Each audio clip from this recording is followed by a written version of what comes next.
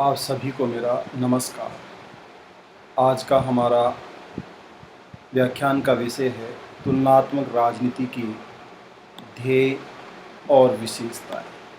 अर्थात तुलनात्मक राजनीति अनुशासन के मुख्य उद्देश्य क्या हैं, जिनके लिए तुलनात्मक राजनीति उप अनुशासन का या राजनीति विज्ञान के उप विषय का आरंभ हुआ है।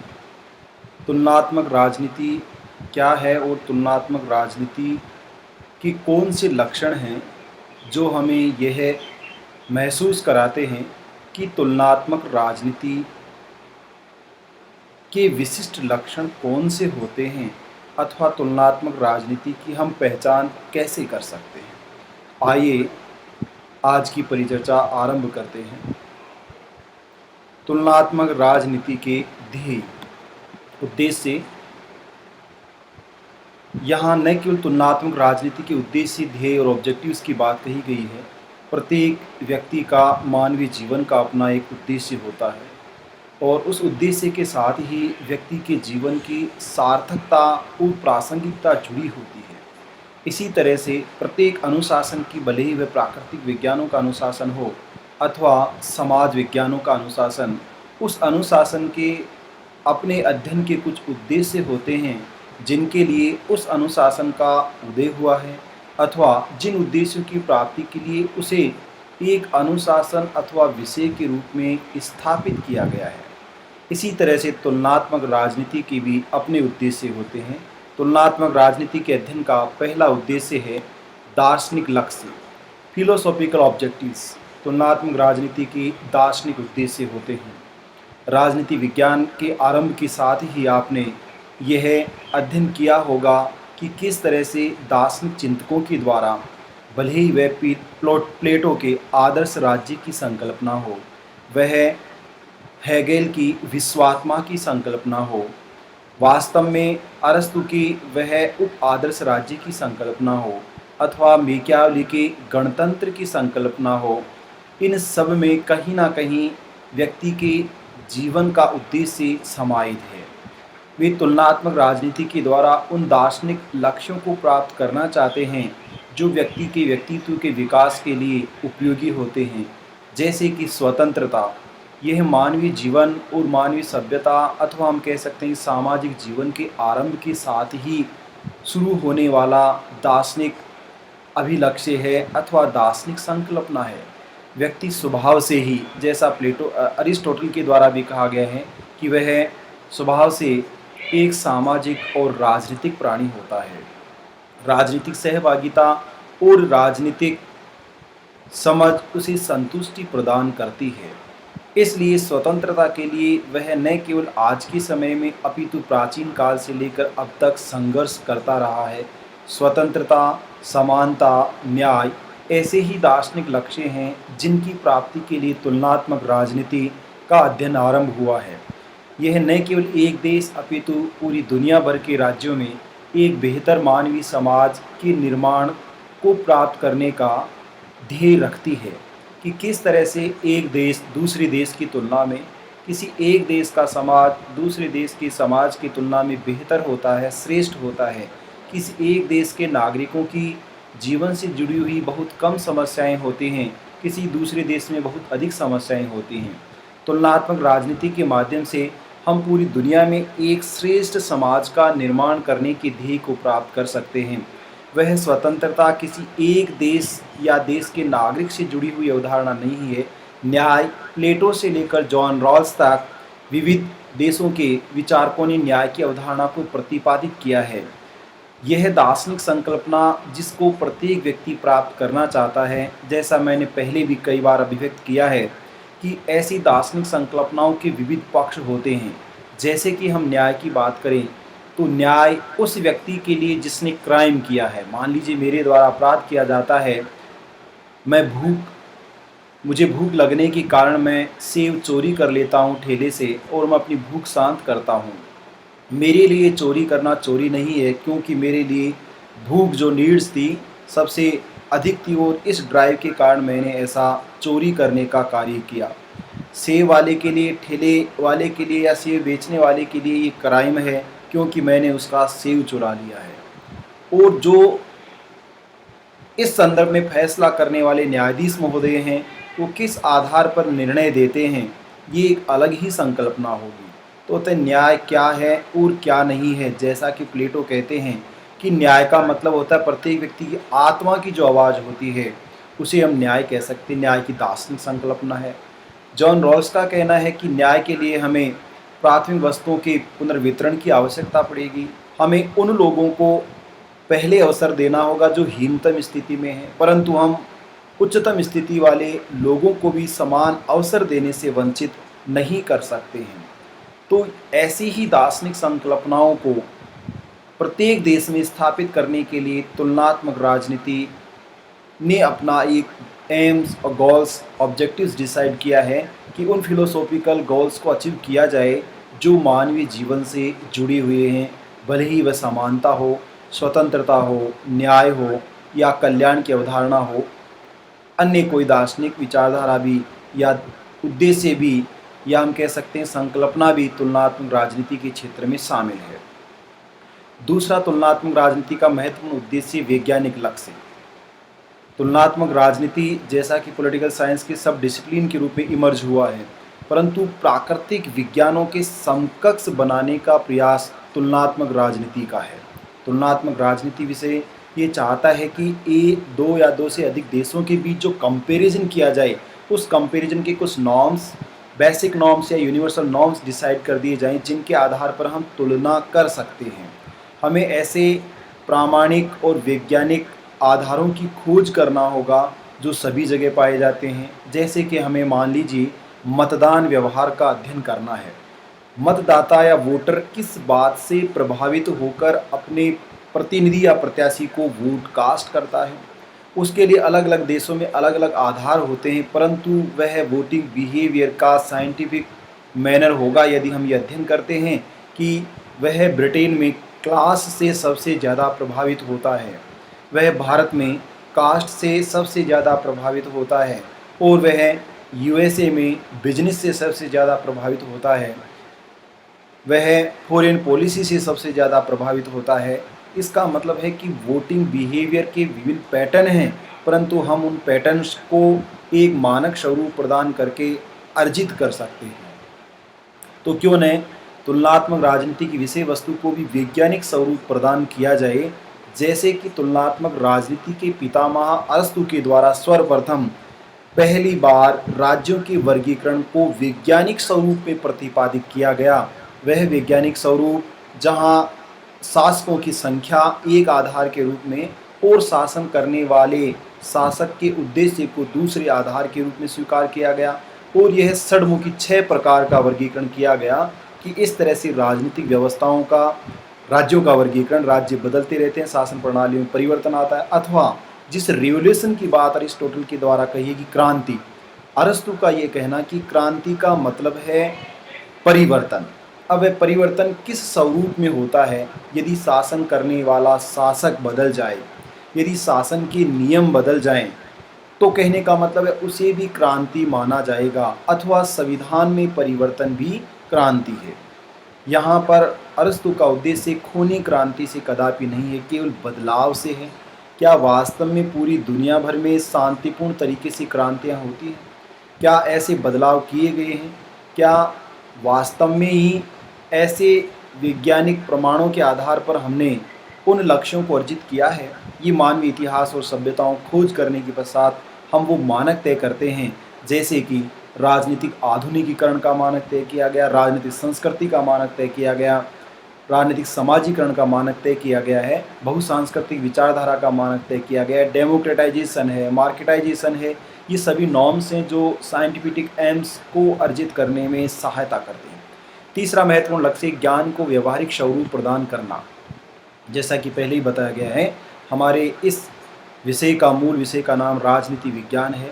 इसे विज्ञान कहने का सबसे बड़ा आधार यही है कि जो भी मानवीय जीवन से जुड़ी हुई विषय सामग्री है, उस कंटेंट को हम सिस्टेमेटिक और डिटेल स्ट्रक्चर प्रदान करें, व्यवस्थित और क्रमबद्ध स्वरूप अगर हम प्रदान करते हैं तो उसे ही विज्ञान कहा जाएगा। समाज विज्ञान में विज्ञान का मतलब है ज्ञान अर्जित करने का क्रमबद्ध और व्यवस्थित तरीका किसी विषय को विज्ञान बनाता है। इसका मतलब यहाँ विज्ञान का मतलब प्राकृतिक विज्ञानों से नहीं है। विज्ञान का मतलब है कार्य करने का तरीका या मेथड, या ज्ञान अर्जित करने का जो नॉलेज हम गेन करना चाहते हैं वो किस तरह से करते हैं, किस तरह इस पैटर्न से तय होगा कि वह विज्ञान है अथवा नहीं है। जितने भी दार्शनिक लक्ष्य हैं और जिनको अर्जित करने के लिए वैज्ञानिक प्रविधियों का हम प्रयोग करते हैं, तो ऐसे सिद्धांतों को व्यवहारिक स्वरूप दिया जाता है। जब तक ज्ञान को व्यवहारिक स्वरूप नहीं मिलता है, उस ज्ञान की कोई प्रासंगिकता नहीं होती है। जैसे कि उत्तरी व्यवहारवादी क्रांति में कहा गया, क्रम और प्रासंगिकता पर बल देकर ये बात कही गई कि उस ज्ञान को मानव जीवन की समस्याओं के निदान के में उपयोगी बनाया जाए, तभी वो संभव हो सकता है। इसलिए हमें तुलनात्मक राजनीति इस एम्स को अर्जित करने में सहायता करती है कि जो लक्ष्य हमने तय किया उस लक्ष्य को प्राप्त करने का व्यवहारिक मार्ग क्या होगा। अर्थात जैसे कि मानवीय समस्याओं के निदान करने के लिए, भ्रष्टाचार की जो कुप्रथा है उसको समाप्त करने के लिए स्वीडन के द्वारा ऑम्बुड्समैन को अपनाया गया। उसके बाद ब्रिटेन के द्वारा, फिनलैंड के द्वारा, स्पेन के द्वारा, भारत के द्वारा, बहुत से देशों के द्वारा इसे अपनाया गया। ये ज्ञान को व्यवहारिक स्वरूप देने का आधार है। इसका मतलब है सिद्धांत और व्यवहार में सामंजस्य स्थापित करना। यही तुलनात्मक राजनीति का तीसरा महत्वपूर्ण उद्देश्य है कि जो अच्छे आदर्श सिद्धांत के रूप में हमें दिखाई देते हैं उनको धरातल पर भी लागू किया जाना चाहिए। चौथा महत्वपूर्ण उद्देश्य लोक नीति को लागू करना, पब्लिक पॉलिसी। पॉलिटिकल सिस्टम्स की बात यहाँ कही गई है। सभी राजनीतिक प्रणालियाँ पूरी दुनिया भर में, जो राजनीतिक विश्व आप उसको कह सकते हो, वहाँ स्टेट के द्वारा पब्लिक पॉलिसी का क्रिएशन किया जाता है, फॉर्मेशन किया जाता है। लोगों का हित करने के लिए जो लोक नीति बनाई जाती है, विकास करने के लिए जो पब्लिक पॉलिसी बनाई जाती है, उस नीति को इम्प्लीमेंट करना या उस नीति का इम्प्लीमेंटेशन टू पब्लिक पॉलिसी, लोक नीति को लागू करना तुलनात्मक राजनीति का सबसे बड़ा ध्येय है। जैसे कि सिटीजन चार्टर को लागू किया गया है, पूरी दुनिया भर में इसको लागू करने का प्रयास किया गया। जैसे कि भारत में राइट टू इन्फॉर्मेशन है कि किस तरह लोगों की सहायता की जा सके, लोग राज्य के बारे में जान सके, सूचना के इस अधिकार को लागू किया गया। लोक नीति जिस तरह से भारत में राइट टू एजुकेशन बनाया गया है, वह शिक्षा का मौलिक अधिकार है, एक पब्लिक पॉलिसी के रूप में इसे डिज़ाइन किया गया है, उसको भी लागू किया गया है। कई बार उदाहरण दिया जाता है कि वह फिनलैंड में अथवा स्पेन या स्विट्ज़रलैंड में education policy better rather than India, Bharat से अच्छी पॉलिसी है। जिन देशों में पब्लिक एजुकेशन पॉलिसी बेटर है, उन देशों की तुलना में जो पिछड़े हुए हैं, उन देशों में भी ऐसी बेटर एजुकेशन पॉलिसी को अप्लाई किया जाए। यही तुलनात्मक राजनीति का मेन उद्देश्य होता है, मुख्य ध्येय होता है कि जो जनता के हित में जो नीति बनाई जाती है उस नीति को सही स्वरूप में लागू किया जाए या क्रियान्वित किया जाए। पांचवा उद्देश्य है वैश्विक राज्य की संकल्पना को स्थापित करना। तुलनात्मक राजनीति, जैसा मैंने बताया, दो या दो से अधिक देशों के बीच विद्यमान समानताओं की और असमानताओं की, विषमताओं की, अद्वितीय विशेषताओं की तुलना करना ही तुलनात्मक राजनीति होती है। इस तुलनात्मक राजनीति का मूल उद्देश्य है कि इस दुनिया को या राजनीतिक दुनिया को एक ग्लोबल स्टेट या विलेज, जिसको ग्लोबल विलेज का कॉन्सेप्ट आपने पढ़ा होगा, इसको एक छोटा समूह है, ऐसा कह सकते हैं कि इंटरडिपेंडेंट वर्ल्ड को डिज़ाइन करने का प्रयास किया जा रहा है। अंतर्निर्भर दुनिया को निर्मित करने का प्रयास करना ही या इस ध्येय को अर्जित करना तुलनात्मक राजनीति का मुख्य उद्देश्य है। जैसे कि वेस्टफेलिया संधि के माध्यम से, वेस्टफेलिया ट्रीटी 1648, जैसे कि लीग ऑफ नेशन 1920, और जैसे कि यूनाइटेड नेशंस ऑर्गेनाइजेशन 24 अक्टूबर 1945 एंड अदर इंस्टीट्यूशंस, ऐसे वैश्विक स्तर के संस्थान, विश्व बैंक और उसकी संस्थाएं, अंतर्राष्ट्रीय मुद्रा कोष, तमाम तरह के ऐसे संगठन जो वैश्विक स्तर पर विश्व राज्यों को सहायता प्रदान करते हैं, जैसे कि फॉरेन एड एंड उसको कहा जाता है, assist, foreign add and assist का कार्य, विदेशी सहायता का जो कार्य किया जाता है, ये वास्तव में वैश्विक राज्य, वैश्विक नागरिकता की ओर बढ़ने का एक कदम है। इसका मतलब है कि दुनिया में अच्छा राज्य केवल एक ही नहीं होगा, परंतु पूरी दुनिया ही अच्छी होनी चाहिए। यह है तुलनात्मक राजनीति का उद्देश्य है। तुलनात्मक राजनीति के उद्देश्यों के इसके अलावा भी बहुत से उद्देश्य हैं जिनको तुलनात्मक राजनीति प्राप्त करने का प्रयास करता है और ये विषय विकास की ओर गमन कर रहा है। धीरे धीरे यह मुख्य उद्देश्य जो इसका है कि बेटर मानव ह्यूमन सोसाइटी का क्रिएशन किया जाए, वह उसका सबसे बड़ा लक्ष्य है। इसके बाद दूसरा आज का टॉपिक है तुलनात्मक राजनीति की प्रमुख विशेषताएं। क्या फीचर्स हैं कैरेक्टरिस्टिक्स हैं कंपैरेटिव पॉलिटिक्स की जो हम पढ़ सकते हैं, जिसके माध्यम से हम पता लगा सकते हैं। पहली विशेषता है संरचनाओं का अध्ययन करना। बी के यहाँ स्ट्रक्चर्स की बात कही गई। इंस्टीट्यूशंस यानी संस्थाएं और स्ट्रक्चर्स यानी संरचनाएं, दोनों में अंतर है। इंस्टीट्यूशन एक फॉर्मल स्ट्रक्चर को डिजाइन करता है, जैसे मैं कहूँ स्टेट के 4 कंपोनेंट्स जिसमें पॉपुलेशंस, एरिया, गवर्नमेंट, सॉवरेंटी को शामिल किया जाता है, परंतु संरचना उससे विस्तृत स्वरूप में है। जैसे कि ये कहा जाए सबसे पहले कि वुड्रो विल्सन ये कहते हैं कि स्टेट का मतलब एक रीजनल ऑर्गेनाइजेशन होता है जो रूल्स को अप्लाई करने का कार्य करता है। यहाँ पर यह कहना कि गार्नर ने 4 तत्वों को समायोजित करके स्टेट को डिज़ाइन किया है कि वह राज्य रूपी एक संगठन होता है, परंतु डेविड ईस्टन के द्वारा स्टेट को एक पॉलिटिकल सिस्टम, इसका मतलब है कि जो स्टेट का नोमेक्लेचर है उसी को चेंज कर दिया गया ईस्टन के द्वारा, और वह इसे राज्य ने कहकर राजनीतिक व्यवस्था कहता है, पॉलिटिकल सिस्टम्स कहता है। इसका मतलब है कि पॉलिटिकल सिस्टम में क्या है, जैसा कि आपने आगे आपको बताया जाएगा, इनपुट और आउटपुट के माध्यम से, ईस्टर्न थ्योरी के माध्यम से, आमंड पावेल ने स्ट्रक्चरल फंक्शनल के माध्यम से पॉलिटिकल सिस्टम को डिफाइन करने का प्रयास किया है। इसका मतलब है कि राज्य के स्थान पर यदि राजनीतिक व्यवस्था शब्द का प्रयोग किया जाता है तो इसके अंतर्गत वो सभी इनफॉर्मल फैक्टर्स भी शामिल हो जाते हैं जो पर्दे के पीछे से या अप्रत्यक्ष रूप से कार्य करते हैं, कि राज्य के द्वारा लिया जाने वाला निर्णय राज्य जिम्मेदार उसके प्रति, परंतु वास्तव में ऐसा नहीं है। उस निर्णय के पीछे बहुत से कारक होते हैं जो सामान्य रूप से हमें दिखाई नहीं देते, उनको भी अगर शामिल कर लें तो वह संरचना के नाम से जाना जाता है। इसका मतलब है कि उन प्रकारों को शामिल करना, शक्तियों को शामिल करना जो प्रत्यक्ष रूप से और अप्रत्यक्ष रूप से किसी क्रिया को संपादित करने में शामिल होते हैं, उन सबको शामिल करना है संरचना। तो तुलनात्मक राजनीति संस्थाओं का ये अध्ययन नहीं करती है, तुलनात्मक राजनीति राजनीतिक संरचनाओं का अध्ययन करती है। व्यवहारिक एवं विश्लेषणात्मक अनुसंधान करना। तुलनात्मक राजनीति का उद्देश्य केवल आदर्शात्मक अथवा सैद्धांतिक अध्ययन करना ही नहीं है। तुलनात्मक राजनीति एक प्रैक्टिकल अप्रोच रखती है, एक एनालिटिकल अप्रोच रखती है कि क्या राजनीतिक प्रणालियों पर जो पर्यावरण या परिवेश का दबाव होता है उस टेंशन को, प्रेशर को रिलीज किया जा सकता है, कैसे रिलीज किया जा सकता है, डेमोक्रेसी को कैसे एक बेटर फॉर्म ऑफ गवर्नेंस के रूप में स्थापित किया जा सकता है, डेमोक्रेटाइजेशन के माध्यम से किस तरह से लोगों में लोकतंत्र के प्रति विश्वास स्थापित किया जा सकता है। यह उन देशों का अध्ययन करता है, उन राजनीतिक व्यवस्थाओं का अध्ययन करता है जहां पॉलिटिकल डेवलपमेंट हो चुका है, जहां पर लोगों का राजनीतिक चिंतन का स्तर बढ़ चुका है। तो उन पिछड़े हुए देशों में भी इसको कैसे लागू किया जाए, उसको प्रैक्टिकल स्वरूप दिया जाए, यह इसका सबसे बड़ा आधार होता है, सबसे बड़ी विशेषता होती है। तीसरी विशेषता है विकासशील समाजों का अध्ययन करना।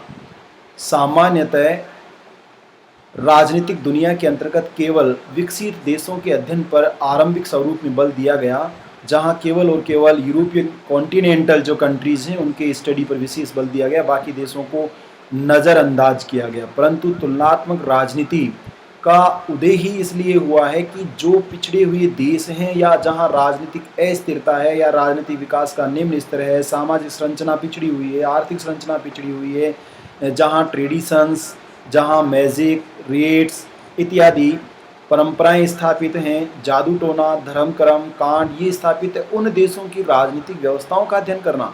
इसका मतलब यूरोपियन देशों के अलावा एशिया, अफ्रीका, लैटिन अमेरिका और चौथी दुनिया, पिछड़ी हुई दुनिया के देशों का अध्ययन करना, उन देशों की राजनीतिक प्रणालियों का अध्ययन करना कि वो राजनीतिक अस्थिरता वहाँ पर क्यों है, लोगों में चेतना शक्ति क्यों नहीं है, लोग केवल भावनात्मक रूप से राजनीतिक प्रणाली या प्रतिनिधियों के चंगुल में कैसे फंस जाते हैं, या उनके निर्वाचन निष्पक्ष और पारदर्शी क्यों नहीं है, अथवा हर बार जनता के प्रतिनिधि उन्हें ठगने का कार्य कैसे करते हैं, वादा करने का कार्य कैसे करते हैं, इन सब के बारे में अध्ययन करना तुलनात्मक राजनीति की तीसरी सबसे महत्वपूर्ण विशेषता है। अंतः अनुशासनात्मक उपागम को विकसित करना। जैसा मैंने पहले ही बताया कि तुलनात्मक राजनीति व्यक्ति के सार्वजनिक जीवन के लिए जो ध्येय हैं उनको अर्जित करने का सबसे बड़ा प्रयास है, ये उसका दार्शनिक लक्ष्य है। इसको प्राप्त करने के लिए वैज्ञानिक माध्यम को चुनना होगा, अपनाना होगा। इस वैज्ञानिक माध्यम को स्थापित करने के लिए हमें इंटरडिसिप्लिनरी अप्रोच को डेवलप करना होगा। एक व्यक्ति जो वोट देने जाता है केवल इसलिए या इस बात से प्रभावित नहीं होता कि यह उसका पॉलिटिकल ऑब्लिगेशन है। ऑस्ट्रेलिया के वोटर्स का अलग मन होगा, भारत के वोटर्स का अलग मन होगा, अमेरिका के वोटर्स का अलग मन होगा, विश्वविद्यालय के किसी छात्र मतदाता का अलग मन होगा। इस मन को समझने के लिए, इस व्यवहार को समझने के लिए कि कोई व्यक्ति जाति के आधार पर वोट कास्ट करेगा, इट मे बी पॉसिबल। कोई व्यक्ति पैसे लेकर वोट देगा, ये भी संभव है। कोई व्यक्ति भाषा के आधार पर वोट करेगा, ये भी संभव है। कोई व्यक्ति किसी आर्थिक लाभांश के लिए, वित्तीय लाभांश के लिए या बाद में सहायता करने के लिए वोट देगा, ये भी संभव है। इस वोट के पीछे अनेक कारक उत्तरदायी होते हैं। आर्थिक कारक हो सकता है, सामाजिक कारक हो सकता है, राजनीतिक कारण भी हो सकता है, पारिस्थितिक के कारण भी हो सकता है, सांस्कृतिक कारण भी हो सकता है, दबाव भी हो सकता है, अन्य कोई भी कारण हो सकता है। तो इन कारणों की खोज करने के लिए हम केवल राजनीति या तुलनात्मक या राजनीतिक परिप्रेक्ष्य से उसको समझ नहीं सकते। उसके लिए हमें उस एनवायरनमेंट का स्टडी करना होगा। और एनवायरनमेंट का स्टडी करने के लिए हमें इकोनॉमिक्स को, साइकोलॉजी को, नीति शास्त्र को, इतिहास को, अर्थशास्त्र को, लोक प्रशासन को, ऐसे जो समाज विज्ञान के अन्य विषय उनकी भी सहायता लेनी होगी ताकि हम एक समग्र अध्ययन स्थापित कर सकें और वैज्ञानिक निष्कर्ष निकाल सकें। इसके लिए हमें अंतः अनुशासनात्मक दृष्टिकोण को विकसित करना होता है। यह तुलनात्मक राजनीति की चौथी महत्वपूर्ण विशेषता है कि वह अंतः उपागम को बढ़ावा देती है। नेक्स्ट है मूल्य निरपेक्ष राजनीतिक सिद्धांतों का अध्ययन और विकास। ये सबसे बड़ी विशेषता है। जैसा हम और आप सभी लोग जानते हैं या सर्वज्ञात है, ऐसा कहा जा सकता है कि राजनीति विज्ञान या तुलनात्मक राजनीति अथवा अन्य कोई समाज विज्ञान की अन्य कोई शाखा, इन सब के लिए जो प्रयोगशाला है वह एक एंटायर सोसाइटी होती है, हमारा समाज होता है और इस समाज में सजीव प्राणी रहते हैं। और इन प्राणियों के बारे में अध्ययन करना इतना आसान नहीं है क्योंकि ये प्राणी सिचुएशंस के हिसाब से अपने व्यवहार को बदल लेते हैं। जैसे कि मैं अपनी माँ से बातचीत कर रहा हूँ, मेरा अलग व्यवहार होगा, अलग फिजिकल लैंग्वेज होगी। मेरी पत्नी से बात करता हूँ, अलग व्यवहार होगा। मेरे बच्चे से बात करता हूँ, अलग व्यवहार होगा। मेरे पिताजी से बात करता हूँ, अलग व्यवहार होगा। मेरे दोस्तों से बातचीत करता हूँ, अलग व्यवहार होगा। मेरी गर्लफ्रेंड से बातचीत करता हूँ, अलग व्यवहार होगा। या अन्य किसी से बात करता हूँ, ऐसे व्यवहार में परिवर्तनशीलता या अस्थिरता क्यों है? क्योंकि ये समाज विज्ञान की प्रयोगशाला है और इस पर बहुत से कारकों का प्रभाव पड़ता है। इन कारकों के प्रभाव को न्यूट्रलाइज करने के लिए या नगण्य करने के लिए हमें वैल्यू फ्री पॉलिटिकल थ्योरीज को डिजाइन करना होगा और उनको डेवलप करना होगा जहां मानवीय मूल्यों का कम से कम हस्तक्षेप हो। अर्थात पूर्णतः मूल्य निरपेक्ष सिद्धांत तो हम सर्जित नहीं कर पाएंगे, परंतु कम से कम जहां ह्यूमन वैल्यू का इंटरफेयर हो, ऐसे सिद्धांतों को हमें थ्योरी बिल्डिंग का कार्य करना होगा ताकि हम मानव व्यवहार को बहुत अधिक या आसानी से या अधिक वैज्ञानिक स्वरूप में समझ सकें। लास्ट और अंतिम विशेषता है लंबात्मक और क्षैतिजीय तुलना, वर्टिकल एंड हॉरिजेंटल कंपैरिजन। यहाँ वर्टिकल कंपैरिजन का मतलब है कि जहाँ एक हायरार्किकल स्ट्रक्चर के बारे में हम स्टडी करते हैं, कंपैरिजन करते हैं, जैसे कि भारत के संदर्भ में इसको देखा जाए तो या अन्य देशों के संदर्भ में भी हम देख सकते हैं कि एक देश के भीतर ऐसी सरकारें जो समानांतर न होकर उच्चस्थ और अधीनस्थ के संबंधों पर संचालित होते हैं। पार्लियामेंट्री गवर्नमेंट यहाँ स्टेट में भी है और सेंट्रल गवर्नमेंट में भी है। फेडरल गवर्नमेंट भी हमें आंशिक रूप से दिखाई देती है। या हम कह सकते हैं केंद्र सरकार, राज्य सरकारें, स्थानीय शासन, इसका मतलब संघ सरकार का शासन, क्षेत्रीय इकाइयों या सरकारों का शासन और स्थानीय इकाइयों या सरकारों का शासन।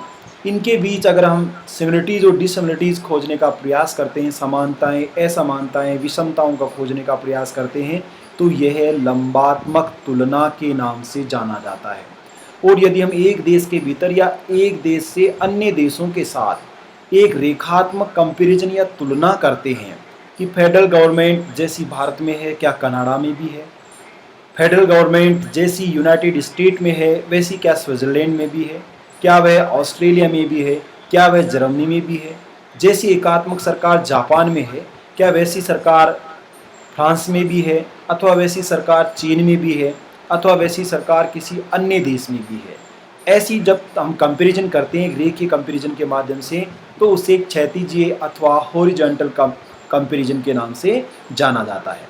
तो तुलनात्मक राजनीति की ये भी विशेषता है कि तुलनात्मक राजनीति केवल एक पक्षीय तुलना नहीं करती है, अपितु वर्टिकल कंपैरिजन और हॉरिजॉन्टल कंपैरिजन किया जाता है उच्चस्थ और अधीनस्थों के संबंधों के आधार पर, और समानांतर तुलना भी इसके अंतर्गत की जाती है। तो ये था आज का हमारा व्याख्यान जो तुलनात्मक राजनीति के उद्देश्यों के बारे में और विशेषताओं के बारे में हमें ज्ञान कराता है। आप सभी का मेरी तरफ से बहुत बहुत धन्यवाद। आप सबको नमस्कार।